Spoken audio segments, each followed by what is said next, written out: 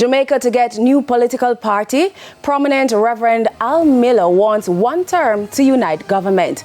Good evening and welcome to this Emancipation Day edition of Primetime News. Special welcome to viewers on onespotmedia.com and on TVJ International in the Cayman Islands. I'm Sandy Williams. Also this evening, dedicated bus service announced for UE and UTEC students and Reggae Wall of Fame unveiled in Ochoria, St. Anne. There's also sports and weather in this newscast, so please stay with us. I'll have the news in detail after these messages.